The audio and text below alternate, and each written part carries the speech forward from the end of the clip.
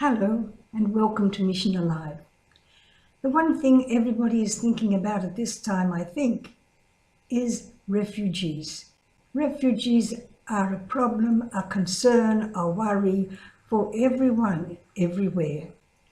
None of us can say it's not my business. Sure, we can't take them into our own homes, but we can do something for them. They've all reminded me of a time when I was in Papua New Guinea. We were having a concert, a play. I suppose it was to get us in the mood for Christmas. And the whole house, it was a big house, there were lots of people living in it, was divided into rooms to make inns. And every inn, every motel that we went round the house in groups. Everyone where we knocked on the door and said, please, the answer was, no room, go away. Every part that we went to said it in a different tone of voice. No room, go away. No room, go away. People were tired of being asked, go away. Others were sympathetic. So sorry. No room, you must go somewhere else. So we went from room to room to room, getting the same answer.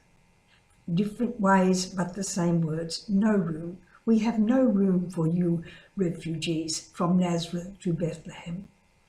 Then we went downstairs and we knocked on the dining room door.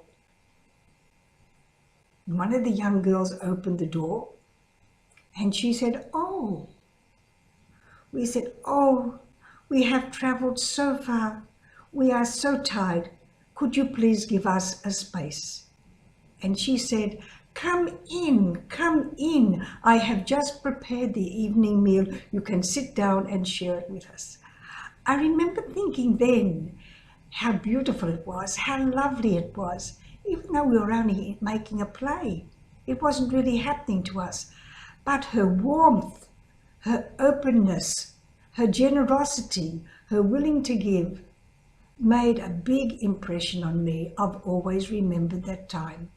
Come in, come in. I have just prepared the evening meal. You can share it with me. So we went in, we sat down on the floor, we shared the evening meal, and we talked about our travels from Nazareth to Bethlehem. It was a long way. I went there by bus and it was a long way, but have to walk all the way from the north in Israel down to the south in Judea, Bethlehem, with Roman soldiers on the way, bullying and pushing. Like the refugees have guards on the way, bullying and pushing. So Jesus and Mary had the same. They were looking for comfort. They were looking for companionship. They were looking for a small place to stay. So in this time when refugees are so important, we can do something. We can do something. Maybe not everything. We can't give them a home. We haven't got room in our house. But how do we greet people? How do you greet people along the way? That's so important. So important. Somebody leaves home for the day, tired, worried about a sick child or a sick wife that they're leaving at home. And on the way, they get a smile. On the way, they get a good morning. Good morning.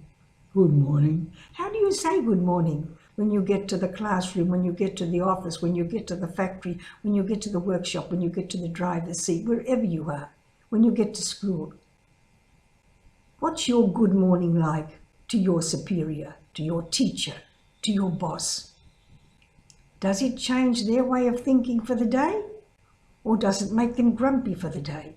We have such an influence on others by the way we do things, by the way we smile, by the way we talk, by the way we nod our heads.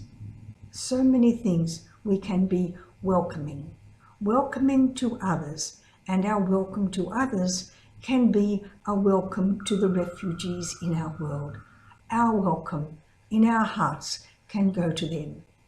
So this week, as you go about wondering, how am I going to be mission alive? How am I going to keep God's love alive in the world this week? Remember, you can do it with a smile, you can do it with a nod, you can do it with the tone of your voice. Good morning. Good morning. How do you say it? whatever way you say it, that's the way it's going to go into people's hearts, to bring them cheer, to bring them gladness, or to bring them sadness. So this week, make sure you are a cheerful giver of smiles and good mornings. So goodbye for now.